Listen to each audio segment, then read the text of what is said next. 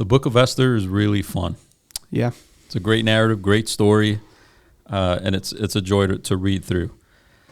Maybe our listeners would benefit from a quick overview in case it's been a while, so that when we share the thesis and the tips and the takeaways, it can make a little more sense. There are way more details than what I'm about to give, but this is just the real thumbnail sketch. The king of Persia, King Ahasuerus, he's holding a banquet, wants to show off his beautiful wife, Queen Vashti, calls her out to come out, and she's like, nah. She doesn't want to come out. He wants to show her off. So I get it. She's like, I don't want you to, I'm not going to be, prancing around in front of your drooling friends. But she refused the king.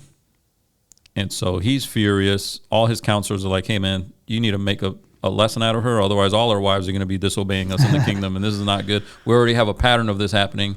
You need to do something drastic. Yep. She's banned.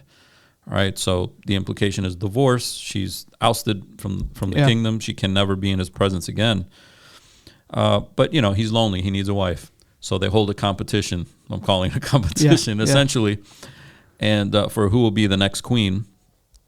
Esther is Jewish, unbeknownst to everybody else except her uncle and her guardian, essentially, Mordecai. But she's wise. She's the most attractive. He encourages her to enter this pageant, if you will, and she makes it to the top. She's chosen. Meanwhile, this villainous character enters the scene, and he hates the Jews. He's planning against them. He's rising in power. He's rising in influence. He has the king's ear, and he convinces the king there's a people group that needs extermination. And the king's like, all right, and he signs off on it. Okay, Mordecai finds out about it, tells Esther, hey, you have the position and the opportunity to say something. Well, if you approach the king without his permission, you can die. So she literally risks her life to bring this up to the king. She approaches the king. He okays it, and the Jews are saved. Haman's plot is exposed, and the Jews are not killed. And there's lots of other twists and turns to the story that are pretty incredible. But that's the gist of it. It's a story of rescue. It's a story of Esther finding herself in a position to do something about the extermination of the Jews, risks herself before the king, risks her own life by approaching the king, and it works out. It comes together. And that's such a real cheap, not cheap, but that's just there's so many details that it's just incredible. But here's the thesis, or one way to write it. Even when things look impossibly dire, God is able to reverse destinies for those who cling to him by faith. Things look impossibly terrible, and God has this ability to turn it around, maybe even last minute, last second, for those who walk with him by faith. Okay, here are three themes briefly. One is that everything is not always as it seems. Things might look at their worst, and it might just be the final phase before things drastically turn around. Hang in there. Don't start disobeying. Don't walk away from the Lord because things look terrible. It might just be a season, and you might be about to turn a corner. You don't know. Just do what you're supposed to be doing. Lean into it, and worship the Lord through it. Second is hindsight reveals God's sovereign handiwork, but foresight doesn't. If you're looking ahead in front of you, it looks dark, it looks bleak, it looks like, how can this ever work out? But if you look behind you, didn't it work out before? Haven't things worked out before? And so we can look forward with hope because we can see the past. Right. And that's an important theme that I think Esther especially drives home. And a third one is courage. The reason why Haman hates Mordecai is because Mordecai refused to bow to him. And Mordecai knows he can kill him, but he refused to bow to him. Or Esther knowing that in approaching the king, she can lose her life, and she does it because it's right. She does it because these people's lives are on the line, and she's willing to risk her life to save other people's lives, but it was courageous to do it. So courage is a big theme as well. All right, here's a few tips to read the Book of Esther. I think Esther reads kind of like a play. Yeah. You know, there's a setting, there's an opening act, these characters enter, and they're kind of almost caricatures. You have the king who's got all this power, but he doesn't really have a mind of his own. He's just, the counselors say you should get rid of the queen. He gets rid of the queen. You know, hey, you should have a contest. All right, let's have a contest. Hey, you should exterminate these people. Okay, let's exterminate these people. I mean, it's almost caricature-like, right? And then Mordecai is wise and cunning. Esther's brave. Haman's just evil, seething hatred, evil villain guy. And so it feels kind of like a play. But another way it kind of feels like a play, or a reason why it's interesting to look at the book this way, is because God is never explicitly mentioned in the book, because he's not a character in the book. He's the director. Right. You're not supposed to see him. You just see the effects of him. You see the shots he calls, but he's not up there on the stage. Yeah. Right. And I think in that way you go, wait a minute, God's not mentioned, but he's thoroughly involved in this. And so that, I think, is a helpful way to approach the book. Is begging you to notice the ways God is actually moving, despite not saying explicitly, wink, that was God that did that. Exactly. Yeah. Right. Yep. And so we can notice God in the details, okay? The perfectly weaved tapestry that the story is. Take your time reading through it, and as you read through, you go, man, look how that worked, and look how that worked, and if it weren't for this and that perfect timing and that perfect situation, this wouldn't have happened. That's one way that God is hinted at in the story. So, for example, when Mordecai tells Esther to use her position to speak to the king in order to rescue the Jews, he tells her, who knows whether you have come to the kingdom for such a time as this? Right. That, you can hear in that statement this underlying assumption of providence. Who was the one who placed her in the kingdom at this time? Yeah, exactly. Providence is at work. The question is, who's working it? Right. And you know it's God. It's subtle, the way it points to it.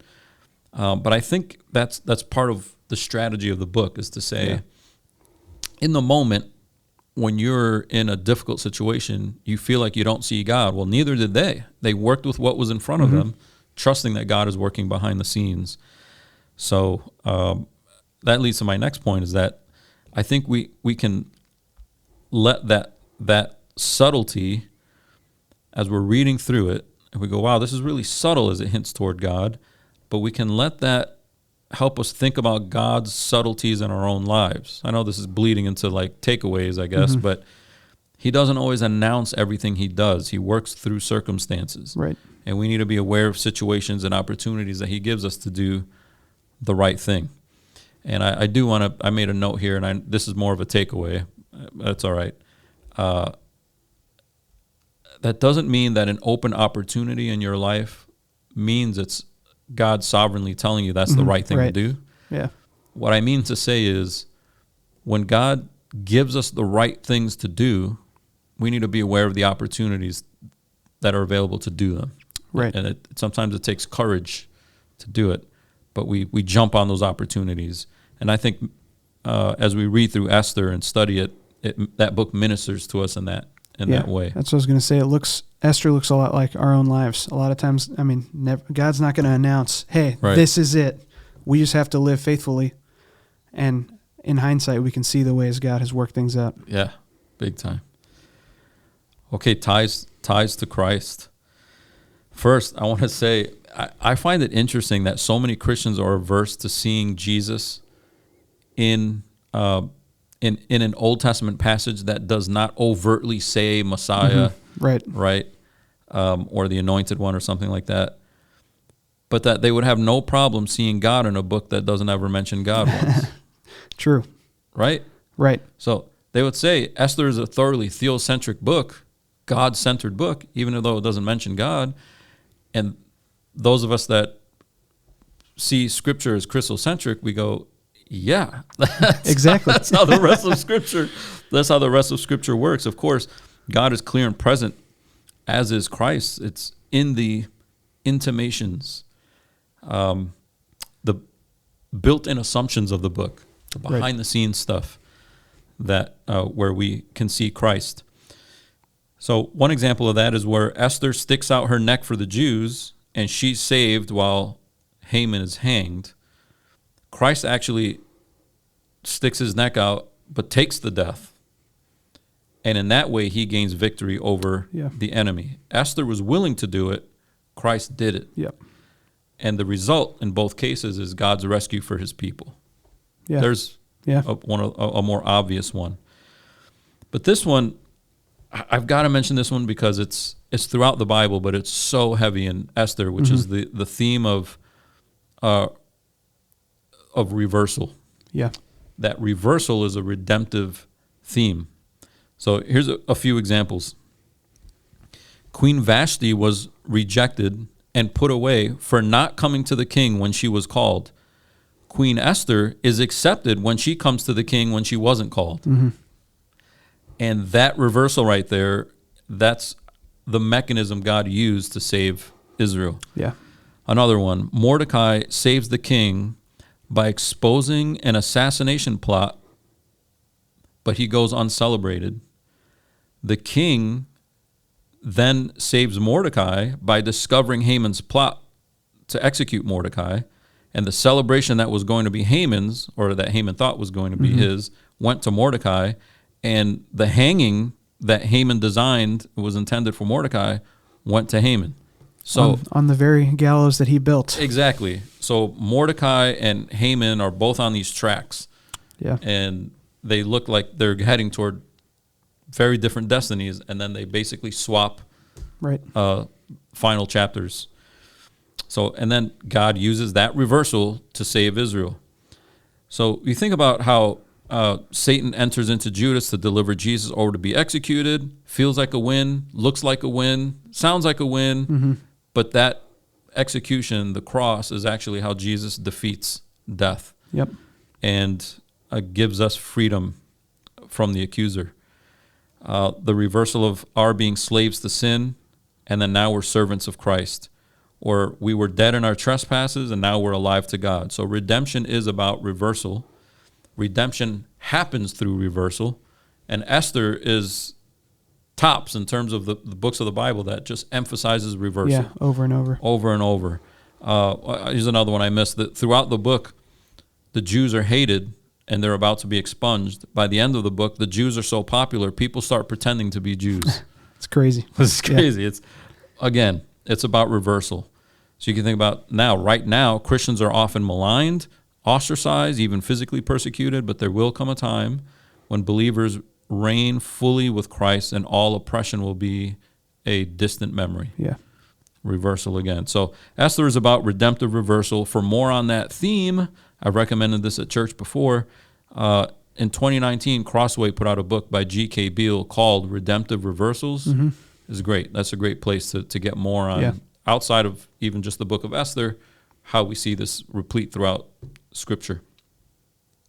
All right, some takeaways. I've already bled into some of this already, but I put it in 3 categories: faith, hope, love. A faith takeaway. Faith involves waiting and seeing, but it also involves courageous action.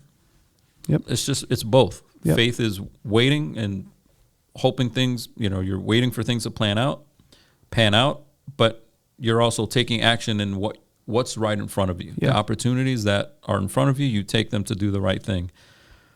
Hope. Hope is not about come to Jesus and he's going to reverse your bank account. Come to Jesus, he's going to reverse your health.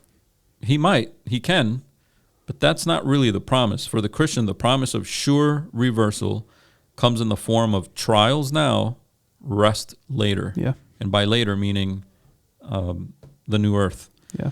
Think about Matthew 5:5, familiar to most of us. Blessed are the meek, for they will inherit the earth.